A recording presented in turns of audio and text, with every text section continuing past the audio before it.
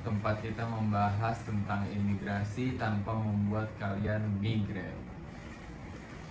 Ya, dan gue Rara siap menemani 20 menit ke depan.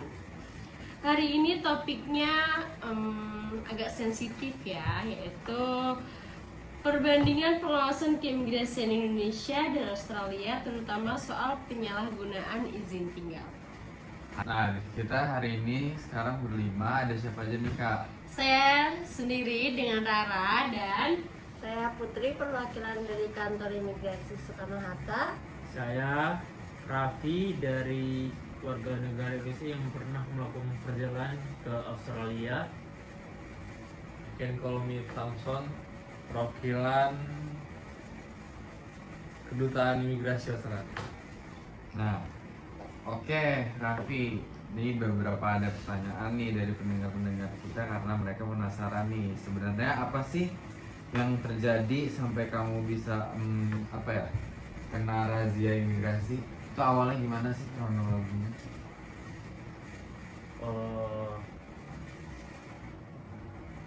Oke, dari pandangan saya itu singkat cerita, jadi saya pergi dari Indonesia ke Australia memakai visa pelajar, niatnya kuliah. Terus sampai di sana ternyata ada tawaran dari teman-teman untuk mengajakin saya bekerja di sana, yang akhirnya kayak Orang-orang banyak nawarin kamu kerja Nah. gitu ya. Dan Udah tahu nggak sih? bawa FTV nih di sini nih. Iya, Ya, lanjut. dan juga tahu nggak, ternyata gaji di Australia itu jauh lebih besar dibanding Iya, Indonesia. pasti gede ya. Ya. Sedangkan saya sebagai pelajar yang masih membutuhkan uang lebih kali ya untuk kehidupan yang saya berada di sana, akhirnya saya menyalahgunakan visa saya yaitu sebagai pelajar. Akhirnya saya juga bekerja di sana. Oh, terus mungkin kamu sering bolos gitu ya di kampus ya.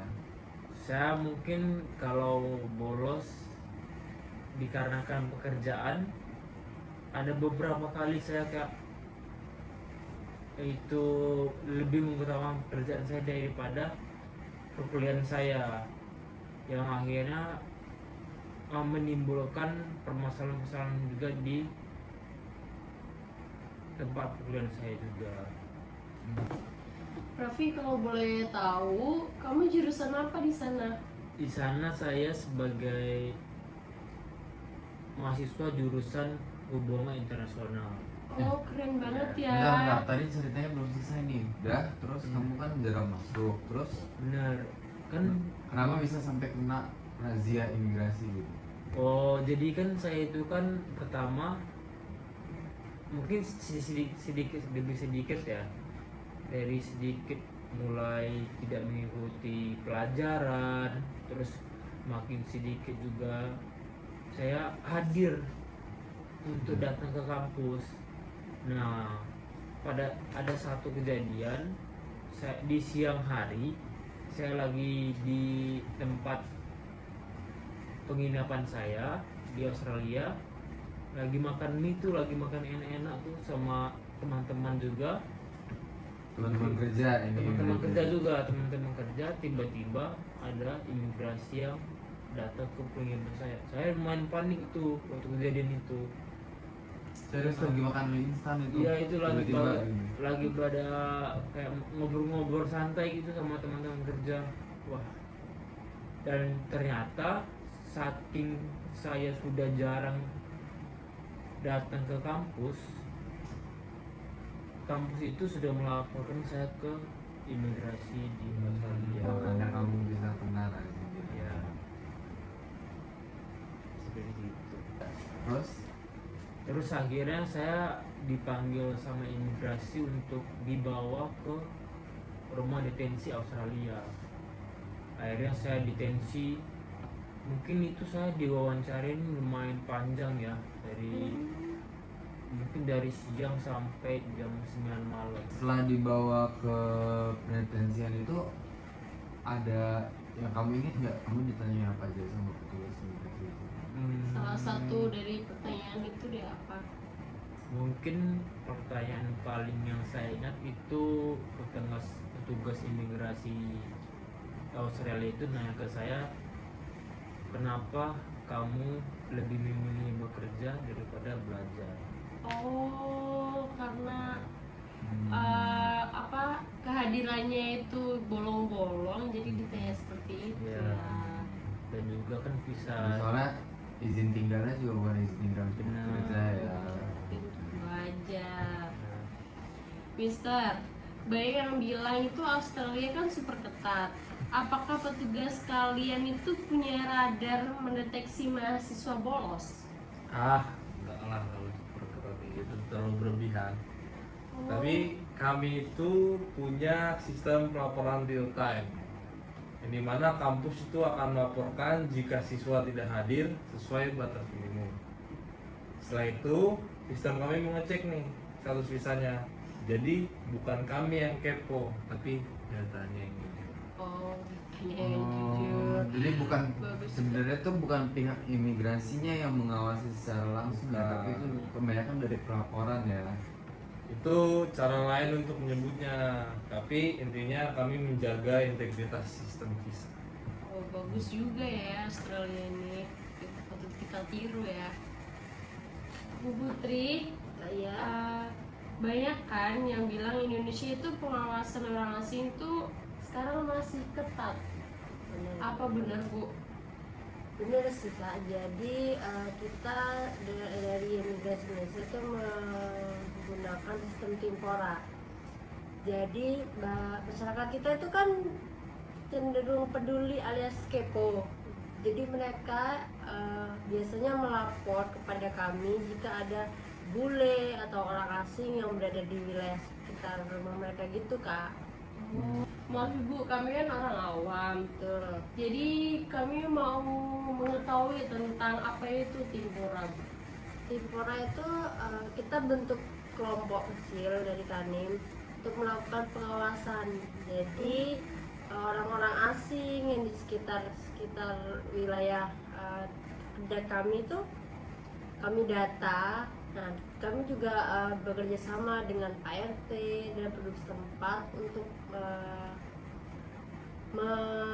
memberikan pengawasan untuk orang-orang asing yang ada di situ gitu.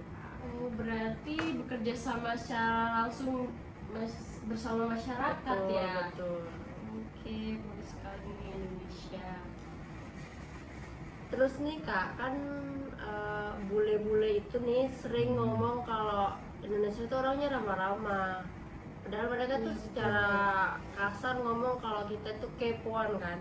Sering nanya mereka kerja di mana. Nah, itu Kak yang biasanya menjadi peluang chance kami untuk mengetahui orang asing itu apa ya?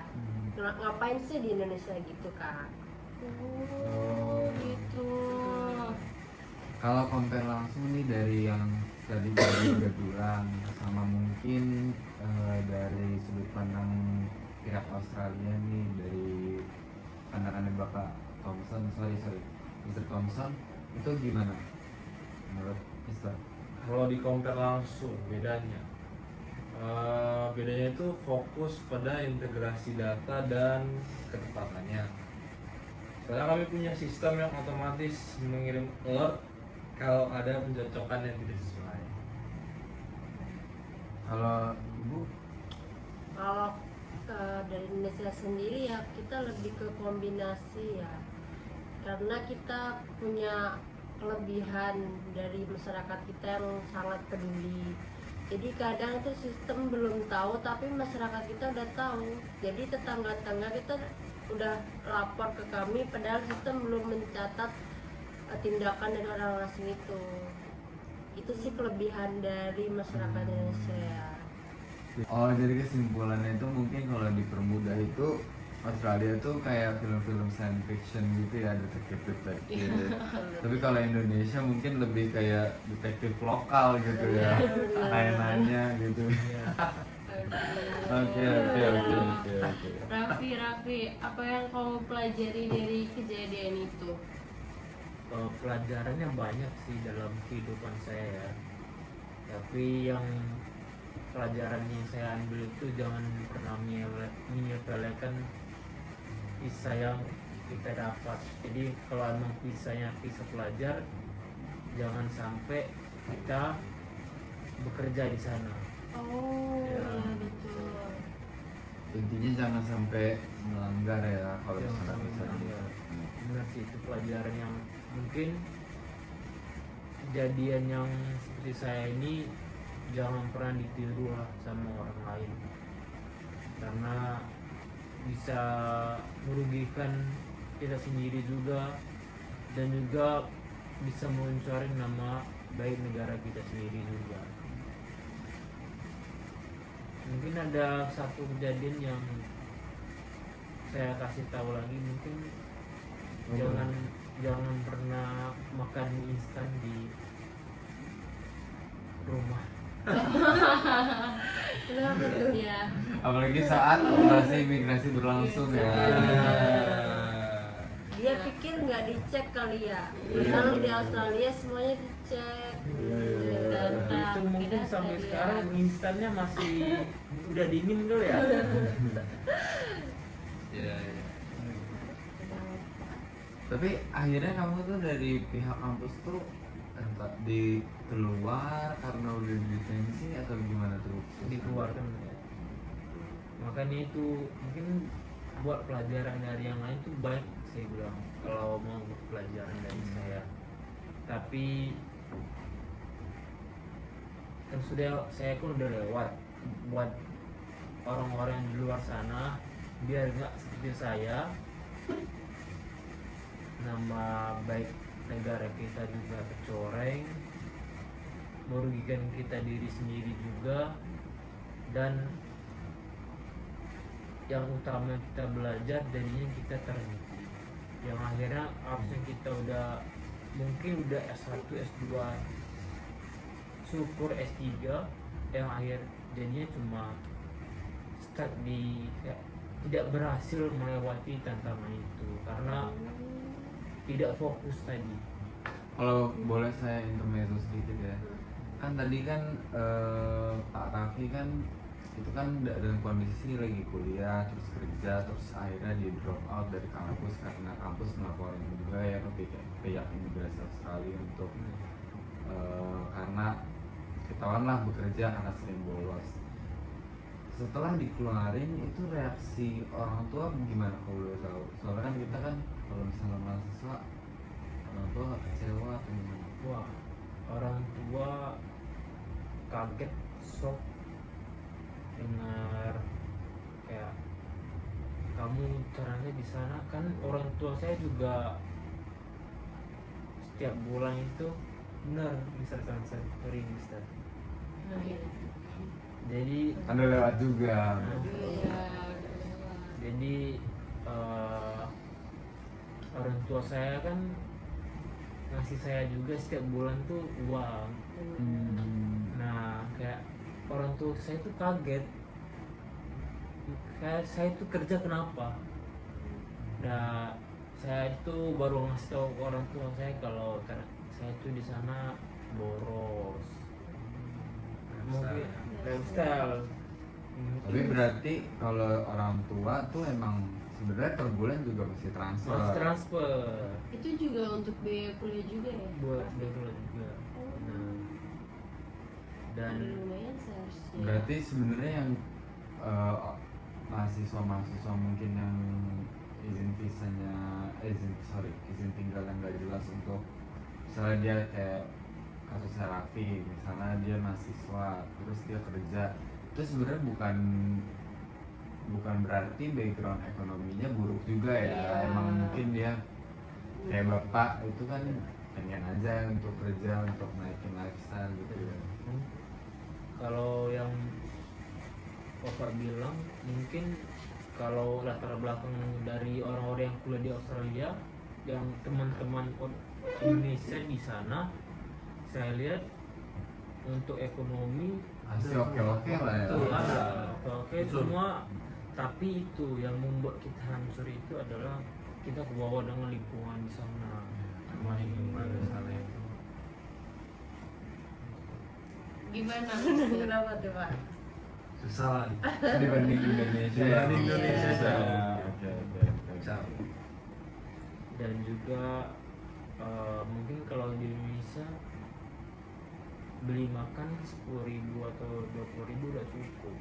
Nah di sana 10 kali lipat mungkin. Minimal berapa? Minimal berapa itu sehari? sehari makan mungkin kalau di saya 500.000. Wow. Sekali makan atau sehari? Satu hari ya. Satu hari. Biasanya tuh di sana makan apa sih? Raffi ini? Misal kalau teman-teman boleh tahu, saya di sana masak saya di sana. Jadi saya masak. ya Keren ya. ya Cuma rata-rata Indonesia. kalau mahasiswa ke luar negeri biasanya belanja. Benar, Masak di benar, apartemen. benar. Sana tinggal di apartemen. Bu? ya. Jadi di sana itu semua kebanyakan rekan-rekan mahasiswa itu di sana beli per bulan. Biasanya saya itu spend money buat kebutuhan saya mengenai makan itu kurang lebih 20 juta. Wow. Kalau di Indonesia udah dapet banyak banget ya Banget. itu. Tapi 20 juta per bulan ya itu. Ya banget kalau di Indonesia. Kalau di Indonesia mungkin 20 juta bisa buat 6 bulan kali ya. Indonesia ada ayam geprek deket kantor. Lupa tuh kalian promosi ya Pak. Ada yang geprek dekat kantor namanya ayam geprek Pak Sucipto. Itu 15.000 udah dapet sama es teh. Oh. Itu Indonesia ya, beda kalau sama Iya. Australia. Enggak, itu kan baru biaya buat kebutuhan rumah masak aja, kalau belum nongkrong di luar. Betul, betul sih. Luar. Beli bajunya, Iya, terus Juga apapun itu. sekedar info buat yang mau belajar di Australia, buat prepare ke kira-kira biaya hidupnya berapa ya Pak? Iya, Biar betul. nggak kayak Pak Raffi ini. Ya, jangan tiba-tiba kerja ilegal ya. Betul, betul. Boleh gitu, jangan kayak saya. Penyalahgunaan izin tinggal gitu. Sudah banyak kasus yang terjadi. Oke, kira-kira ada pesan-pesan terakhir nggak nih untuk pendengar di rumah yang mau Mr. Thompson, Mr. Thompson dulu ya, yang mau Mr. Thompson sampaikan. Pesan-pesan untuk adik-adik di luar sana, untuk masyarakat Indonesia, visanya dipatuhi, aturan dibaca, jangan coba-coba makan. Australia bukan Singapura. Oh. Silakan Ibu. Dari Ibu. Pak, saya sih untuk para bule orang asing yang mau ke Indonesia, tolong patuhi aturannya. Kami di sini welcome untuk kalian, dan jangan lupa untuk selalu lapor ke kantor imigrasi jika ada apa-apa, seperti mau pindah alamat. Jadi jangan lapor jika dapat pacar baru doang, karena kami nggak butuh kayak gitu. Kami butuhnya alamatnya di mana dan lapor setiap jika ada kendala gitu. Nah, gimana nih untuk Raffi sendiri? Kalau saya buat warga Indonesia yang mungkin ada teman-teman dari yang nonton semuanya yang ingin belajar di Australia, utamakan belajar di sana, jangan kerja, tapi lebih rajinlah untuk dalam mengikuti perjalanan pelajaran. Ya, asik Wah. banget ya. Ya. Ada dramanya, ada humornya, ada edukasinya juga dari rekan-rekan. Ya, terima kasih juga hari ini untuk bintang tamu kita yang sangat spektakuler. Ada Ibu Putri, ada Pak Raffi, ada Mr. Thompson. Terima kasih ya. Dan Sukses selalu. oh ya, terima kasih. Sampai ketemu di episode berikutnya. Ingat, pergi boleh, melanggar jangan.